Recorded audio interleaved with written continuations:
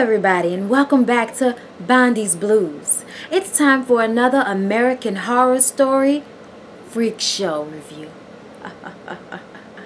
Yes, I hope you are all enjoying your weekends. But let's get into the show, shall we?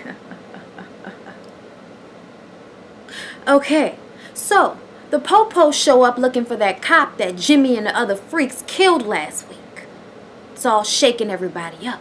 The coppers tell Elsa that until the killer is found, there will be a curfew set, which means that nobody is allowed out after dark, which means nobody will be able to attend the freak show. Meanwhile, in a nearby toy store, a little toy is trotting along on the ground, leaving a trail of blood for a young boy to find.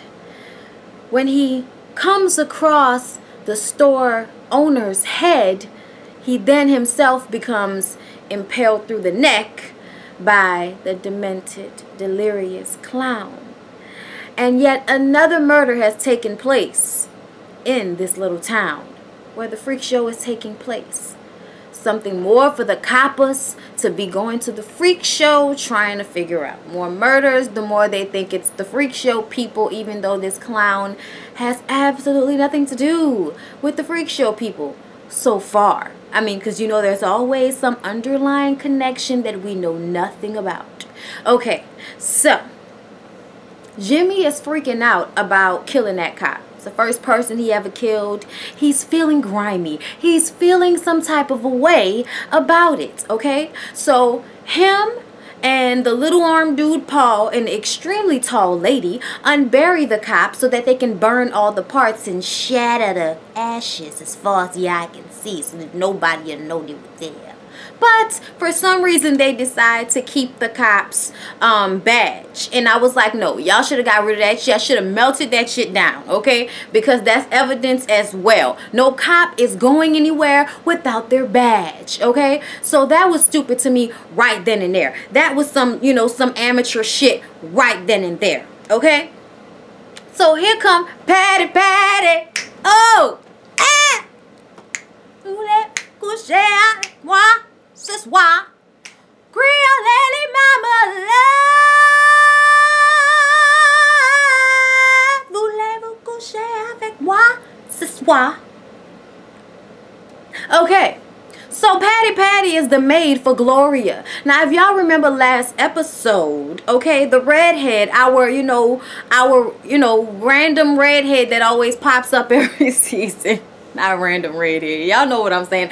A reoccurring actress. Okay, somebody wrote in the comments her real name and I can't remember. But all I know is, you know, this season, she's Gloria, okay?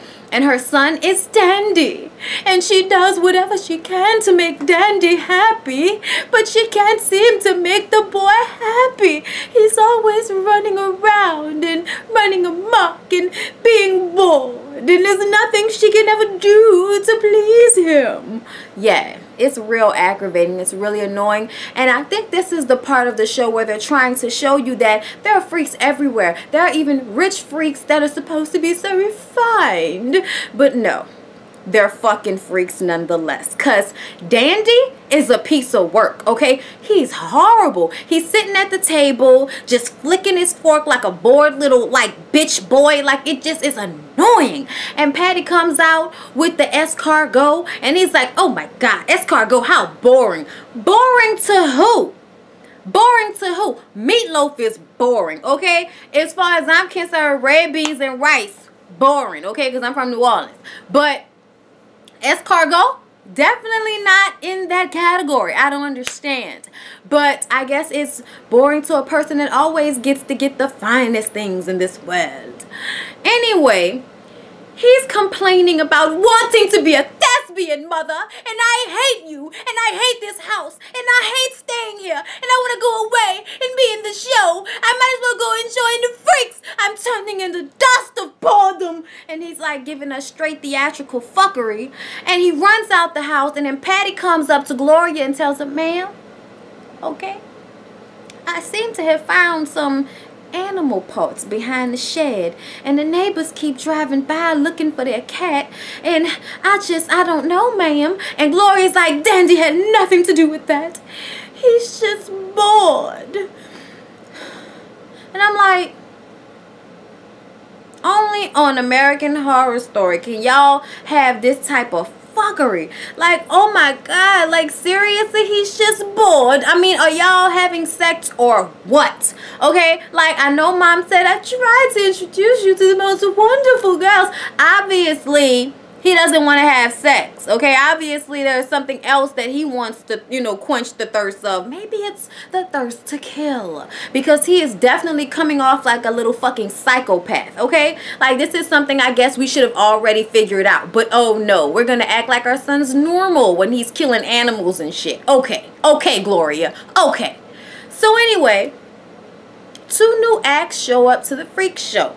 And it's Dell, the stupendous strong man, and Desiree, the hermaphrodite with 3 titties. Okay, she said she got all her lady parts, a little ding-a-ling, and 3 tits. Fuck with it. And I'm like, you better ba-boom, ba-boom, ba-boom, ba-boom. Like, it's because you know what I'm saying? You like, damn, Angela Bassett, you better do it. But then at the same time, you like, bitch, I'm a little grossed out. I would hate to see what, I don't know. I wouldn't hate. I'm interested, but I wouldn't, you know, I don't know. Like, it's a bunch of confusion. You know what I'm saying? I would wonder. I've never seen that up close and personal. So, you know, it kind of baffled me when they showed that, you know, that flashback of Dell breaking that dude's neck in Chicago because she was in there fucking some little dude, and he was just so excited and didn't know he could do this, and he never knew he'd had sex with a real woman. And then she's asking him, yeah, honey, I'm gonna make sure you good and right, and make sure you come first, but let me know, do you want me to use my extra parts? And then Dell comes in and cracks the nigga's neck, and that's why they had to run from Chicago, and that's why they're here with Elsa begging for a job. But Elsa feels like the position is already filled. You know, in her Russian accent, the position is already filled. I don't need anyone new. But he is basically begging her and saying that this is their last stop, okay? And they really need this job. And she just let him know whatever the price, and he'll sign the contract. So here we go. We got the stupendous man, and he, you know, he's going to be like a front man, and he's going to be the muscle around the camp. Since it's obvious that things are coming to his aspire. So we need some muscle, you know? And I'm like, okay, I understand why Elsa did that. But I mean, I don't trust dude. He's not right. You know what I'm saying? Gloria is driving down the street, and she sees the delirious, demented clown just walking down the street. Now, here's my thing. Where the fuck are we that the murderous clown is walking down the middle of the street, and a seemingly refined yet extremely stupid woman, Gloria of course, is driving along? Clown, do you entertain children? I'm looking for someone to entertain my boy. I will pay you very handsomely. And then he stops, and it's like, oh, you crazy enough to do some shit for money, though. Like, I mean, you're sane enough to do shit for money. You're not that crazy. See, really crazy people give a fuck about money. They just out their fucking mind. But see, oh no, he's not that crazy, because he's gonna go. Okay, he's gonna go to the house. Okay, he's gonna go to the house. He's gonna sit tight in this nice little pretty room full of toys and wait for Dandy to show up. Meanwhile, Dandy done ran his old pussy ass over there to Jimmy, begging him, I know I'm a freak just like you. I can do this. Just let me prove myself to you. Just give me one chance. You're saving my life. And he's just completely freaking out. And Jimmy's like, look at you. Look at you with your regular ass hands and your mansion and your rich ass. Like, get the fuck out of here. Do you know what I would do to have regular hands and not scare a girl off when I touch her? Like, you need to go back to your mansion and get on your knees and thank God that your life is the way it is. Okay? And he tells him to get the fuck out of here. He's got to sweep up the fucking tent. Okay? His life's hard. Okay? Hard out here for a freak. Okay? Alright. So, he runs into the car, and he's like banging his head against the steering wheel until he's bleeding. I hate you. I hate you. I hate you. I hate you. I hate you. And it's like, oh my God. can we have one more of these crazy ass outbursts on American Horror Story Freak Show? Like, how many of them can we have, y'all? Like last episode we had a freak out with the dude with the kids in a bus. He just completely freaked out. And it was like, what the hell is going on here? So he goes home and he tells his mother that he hates her and he hates this house and he just hates everything. And she says, but dear, I have a surprise for you. Follow me, dear. I have a surprise. So she leads him into the room. He's like, keep closing my eyes, you stupid cow. Get out of the way. And he runs into the room and he sees the clown. And the clown is like unbothered. You know, they look at each other and they give each other the sideways, I recognize that you're a crazy person, you know, to glance. And it's very freaky. Then Dandy proceeds to try to amuse the clown, but the clown is not amused. And then he tells him that he's going to have to work for his keep because he's sure that his mother is paying him handsomely. So he's going to have to do something, okay? So he tells him to come over here, clown, and find something in this toy box to entertain me. Meanwhile, he goes and looks through the clown's bag. And one of the bowling pins that the clown has been using to murder people rolls over to his foot, and he picks it up and looks at this nigga like, is this nigga in my bag? Bah! And knocks him out. And he's like, ah! And he grabs his shit like, man, in my shit, man, I'm getting the fuck. And this is when a clown becomes the sanest person in the room. And I don't understand. I don't understand how the clown all of a sudden became the sanest person in the room. Jesus Christ, Gloria, how did you fuck up your kid? Like, you really fucked up your kid, Gloria. Like, oh my gosh. Jeez Louise. So the clown proceeds to go back to the woods where he got the kids in the back of the bus in a cage and shit. And he goes and he has one of them toys that he had. I think it's the same little toy from the toy store that was trailing the blood across the floor. And he puts it down and, you know, tries to give it to the little boy. And he's like, da, da, da, da, da. And he's actually trying to amuse the children.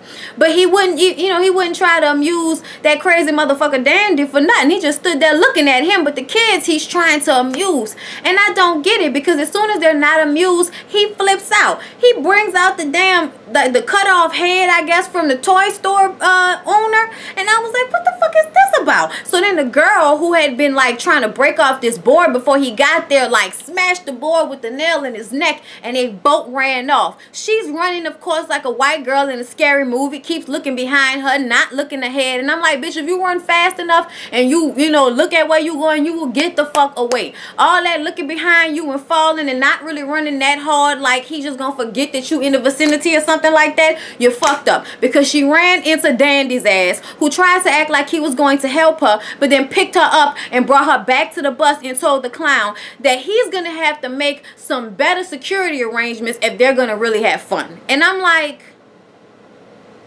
word? Oh my God, somebody kill this dude. Like, oh my God. So then, y'all, I finally found out that the bearded lady's real name is Ethel, okay? And Ethel is Jimmy's mama. I think that was brought to my attention either at the beginning of this episode or last episode. Either way, boom, bow, pow, Ethel is Jimmy's mama, okay? And then we also find out that Dale, the stupendous strong man asshole that has just shown up, he is the father. And when Jimmy was a baby, he was crying and he got annoyed and was about to break the baby's neck until Ethel came out with that shotgun, like, if you don't get the fuck, I'ma blow your head off, like that. And she's like, you better not be here for my boy. And I tell you, go back where you came from. You would never be my boss. And you know, she talking that Irish shit to him that I haven't really gotten down quite yet. Quite yet, I'm just saying. And he like, I'm not here for that boy. And I'm like, you know, what the fuck is going on? Like, why is everybody linked? And what is with the stupendously strong man with his like attractions to you know, men shit? Like beards and hermaphrodites. Like, you know, luckiest man in the world, user bisexual. Stop fronting. Anyway, so Bet is trying her hardest to sing, but she's terrible, y'all. She's horrible. She doing that type of shit. So Jimmy was like, okay, Bet, you know, you take a break, all right? Dot, won't you sing? Sing to me. Sing like I'm the only person in the room. And she starts to sing, and the shit sounds good enough for the crew, okay? Elsa instantly gets jealous, and so does Bet. It was very obvious that she thought that her sister had no talent, and that and that you know, this was gonna be funny to watch her embarrass herself. But when she sounded good, the look on her face went from to. And Elsa too. Elsa had that look on her face like, this bitch about to upstage me. And it's like, well, they were always supposed to be the headliners. So why now are you getting jealous of, you know, them when you the one that made them the new headliners? I don't understand. You know, Elsa, you are very confusing. Either way, when Dale comes in and hears that she was singing and heard it sounded good, he said, oh, that's about to be, you know, on and popping, because until this curfew is over, we're going to have 3 p.m. matinees. And Elsa was like, no, that is not the way the freak show works. You can only be absolved in the darkness and really appreciate the monsters in the darkness of the night. But he tells her, bitch, we gonna do what I said we gonna do. And we gonna do this 3 p.m. matinee. And that's that. And she's like, this man is going to become a problem. And it's very obvious that Dell is gonna become a fucking problem. Okay, like, I'm about to say you right now. Jimmy and the freaks, to my dismay, I don't understand why they felt the need to go do this. I hate when we trying, like, I'm just saying, like, why would y'all go? Why would y'all go to the diner and try to sit down and eat and not think that them people was gonna act ignorant? Like, there are not enough freaks all over the place for the civil rights movement to work out. I'm just saying. Like, I'm just saying.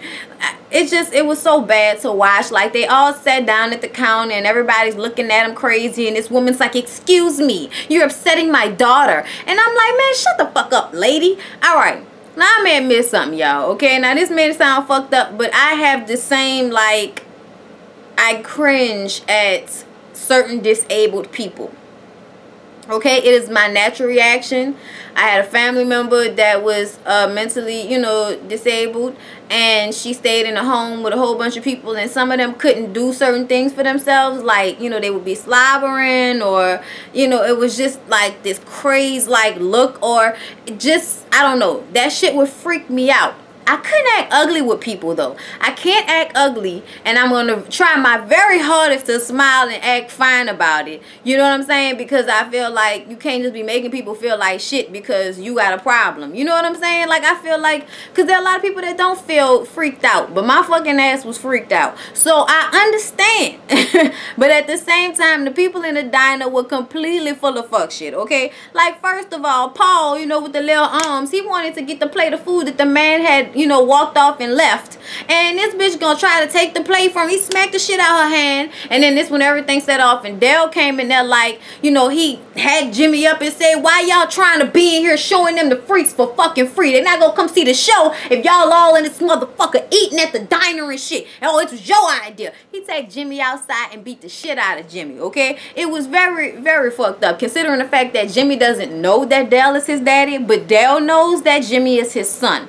It was real messed up to watch. So Jimmy goes to Elsa and tells her that they need to get rid of Dale because he's not a good guy. And at first, she wasn't being easily convinced because she feels as if we need the message. All this going on, we need the message. And he tells him, look, I got that shit, and shows her the badge, and, you know, makes her understand that he already done got rid of that cop that was coming to take the twins away. And nobody got time for that shit. And she was like, my dear, I have underestimated you. And, you know, then he shows her the bill that he's been putting all over town. The flyer he's been putting over for the freak show shows Elsa Mars and the freaks like at the bottom of the bill, and not like in the middle like she's like the main event or the closing act. And she was pissed off. That really sent her, you know, over. So she was like, oh yeah, we got to get rid of this motherfucker.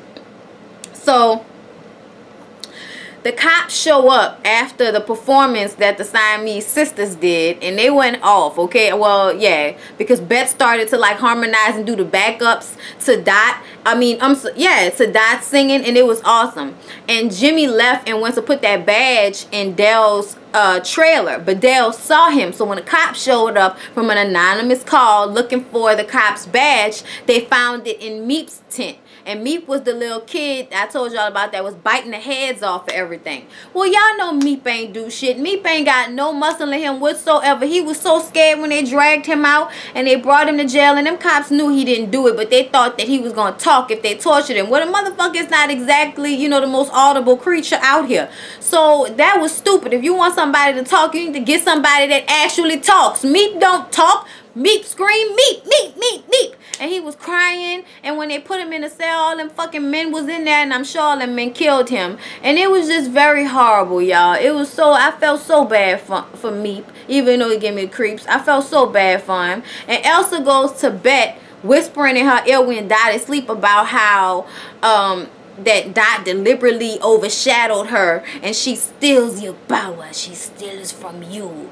and you cannot let her do this. People like that, they are leeches and they take your shine, but you cannot let them. You mustn't let them.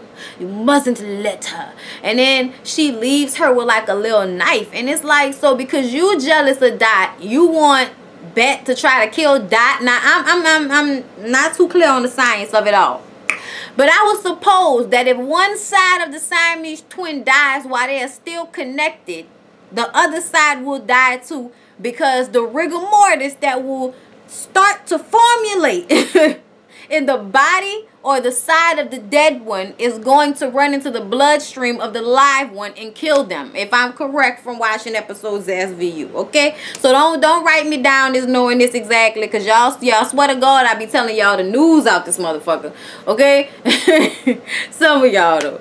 But anyway, so I mean, it just was a stupid thing from the beginning to me. Like, why would you think about killing the other part of your body? Like, somebody help me. I don't know. If you're ready now, I don't know. Come go with me. I don't know. It didn't make no sense. So Ethel tries to talk to a very drunk Jimmy about, boy, I can't get that damn Irish accent down. She was just saying how I've always been so proud of you staying away from the shit. Talking about that alcohol. So, you know, but Jimmy is just so upset that they took Meep and it's his fault. And Ethel warns him to stay away from Dell because Dell ain't up to no good. And Dell probably will fuck over Jimmy. So she's trying to warn him not to go and get involved in that. But Jimmy is feeling so bad about Meep. He's like, he can't last the night in jail. So he has to go run to the cops and tell them what happened, right? Well, as he's running out, the cops drop off Meep's body in a fucking bag and throw him out the car and then just roll off. And I'm like, that's fucked up. And Jimmy was on the ground screaming. And I was just like, you know, American Horror Story, let me explain something to y'all right quick. If y'all are listening out there in TV land, we like the weird. We like the surprising, we like the creepy, we like the scary, okay? But we need light moments, okay? We need happy, funny, sarcastic, something but creepy, negative, macabre fuckery, okay? Like, you can't go through the whole episode and then end on a note that's just sad. Y'all trying to make me not want to watch this shit no more is what I feel like is really going on, Ryan Murphy. You can only be so dark, okay? Like, come on now, it's not a novel, it's a television show, all right? If you want us to stay along for the ride, we're gonna need the sun to come out at some fucking point in this show. Something. Give us something to keep us here. Besides, like, wanting to see certain people get killed. Like, the only reason I'm continuing to watch this shit is because I want to see Dandy get killed. That's the only reason right now. Okay? Alright?